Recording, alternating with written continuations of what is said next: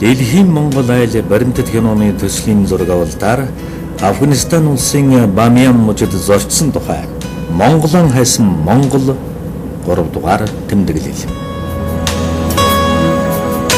Гамбагаас Хүсэйн хүрсэн зам.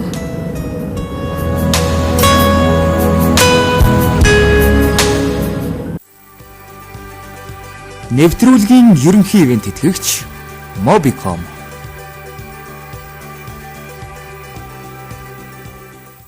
Хөхнүүрийн цайдмын хөндий ижил мөрний уужим талаар Монголын хайж зорчсон аян замын тэмдэглэлэн 100-ны мэдээ сонинт хэвлүүлсний дараагаас маш олон хүн биднийг сургалан хандах боллоо. Сониучрсан, дэмжсэн, бас баярлсан. Тэр чөтгөл бассан, тагнсан олон хүн байснаас Гамбаа гэж залуу ёстой хувь зяны тохиолоор бидэнтэй учирсан юм аа. Интернет хэмээх их далайгаас тэр залуугийн сургийг гаргасан хэрэг л дээ.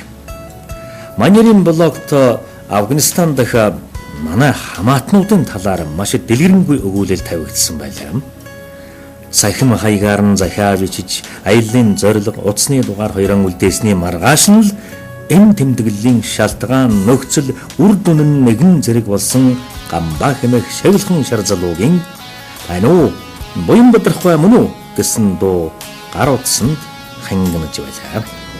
Шинэ үеийн үндэсний үзэлтэн Монгол дууралтны өнгөрсөн болоод одоогийн тухай сонирхон судлагч Гамбаагийн буйноор ямар тач очоод уулзах Хүсэйн гэж хазар хүний нэртэй болчихсон яваа нэ.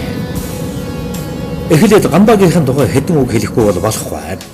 Урд ургуулсан гэзэгнээс нь яста Монгол хэр ханхалж Монгол ахуй Монгол ухаан гэж бахархангүй гаслах эрхмүүд болон хас тэмдэг залж хариу бүхнийг үзэн ядагч савхин хувцтай залуусаас тэр бол шал ондон хөө. Өдөр нь компьютерийн дэлгүүртэн цагийн ажиллаанд дуусгаад үдс нь хэний ч зөвшөөрөл хаанхын ч виз шаарддаггүй интернет хэмээх их гэрээсэн замын зардал цагийн зөрүүнд санаа зовхгүйгээр Монгол ахын дүүстэйгэн харилцаж суудаг юм аа. Эрдэм боловсрал халуун сэтгэл хосолсон эгэлжирийн ийм л залуус угсаа нэгтэй ахын дүүсийн талаараа эрх баригчдаас маань илүүтэй үндэсний бодлого бодож суудаг юм байна. Энэхүү Гамбаагийн алсын зайны андууд болох Хүсэйн болон түүний нөхөд биднийг Кабулд тосноо гэсэн болохоор Бээжин дэх Афганы элчингээс аимшиггүйгээр виз нэхэхээр агарын хөлгөөр дотлон яваа минь энэ. Мөргөлдөөн самунтай бүс нутгуу явж байгаа бол тосч явах, байрлуулах, аюулгүй байдлыг хангах хүмүүсээс албан ёсны хариу заавал авдаг ноттой юм байна л да. Гэхдээ ямар хайхрах эзэн харах төрөг ус байгаа биш. Янз бүрийн юм болбол яана гэсэн манай гадаад ямны түшмэлийн хатуухан сануулга харин ч бидний хувьд зоол болчихъя. Манай Хүсэйний наад монголчуудын чинь би хүлээж авна гэсэн мэйл. Кино авахгүй, жуулчны визээр судалгаа хийж айдал боцсон зураг авалт 90 гэсэн манай вагийн гишүүн сайн баярын худал мэдүүлэгч бас нэмэр болсон. Нэвтрүүлгийн ерөнхий ивент тэтгэгч Mobicom.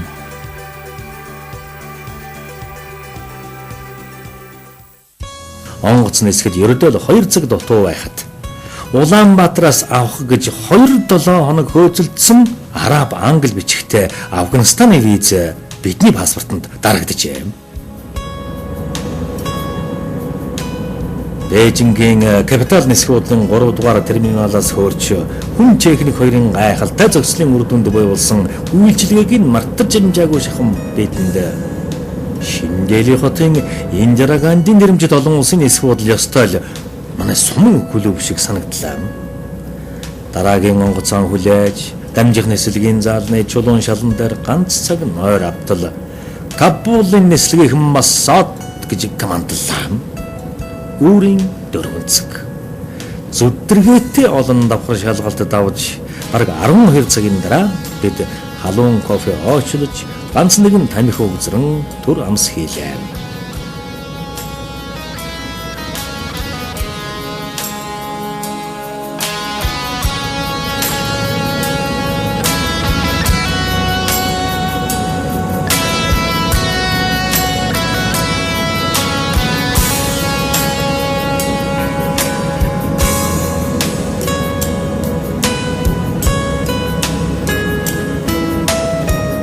Нэгдүгээр сарын өглөөний тунгалаг нар уулын хормой дөхөж жижигхэн нисэх бодлыг ээж байхад Air India компанийн Boeing 737 хөлөг Кабулд газардлаа. Дагаа явах боломжийг олгодог юм.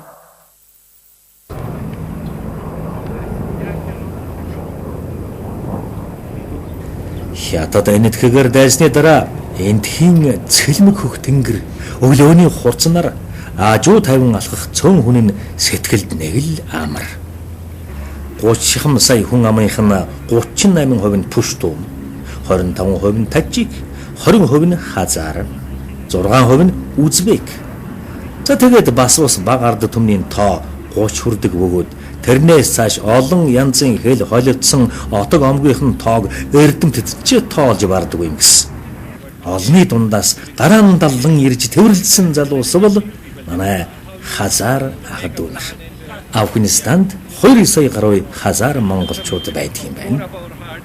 Дэлхийн банк, Азийн сан, USAID зэрэг олон улсын байгууллагуудад голдуу ажилладаг Хусейн, Аббас, Риза, Халид зэрэг эдгээр залуус бүгд англи хэлтэй. Ихэнх нь Афганистаны уугуул бол зарим нэг нь Талибаны дэглэм унсны дараа Пакистанаас иржээ. Нэвтрүүлгийн ерөнхий ивент тэтгэгч Mobicom.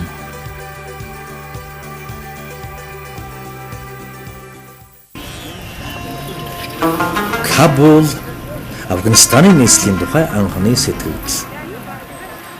Албан тасалгааны цонхоор гэж манайхны дуулдагчлан Аббасын машины цонхоор амьдрал нь ягаад ч нэг сайхан харагдаж өгөхгүй байлаа.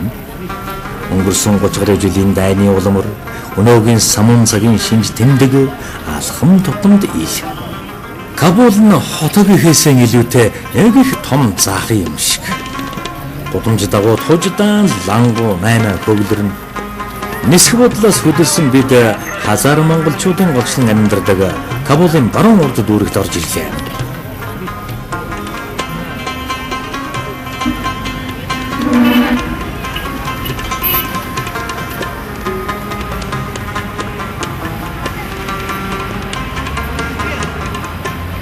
Энэ дүүрэг тэртээ тарагдах хорияахын уус хүртэл үргэлж илнэ. Гэхдээ хорияах гэж юу гэсэн утгатай өгүүлэхийг асуувал хорих, тусгаарлах гэж хариулахад нь бид бүр нийл гайхлаа. Ингэж явтал өмнө маань хазарчуудын эцэг гэгддэг Мазари хэмээх дайчин нэрийн хөшөө амарлан ой дүнхийн харагдлаа. Чухам энэ дүүрэгт Баба Мазари хазар дайчтан өдөрдөн цус урсгасан тулалдааныг заналта талибуудтай хийж байсан нь 10-аад жилийн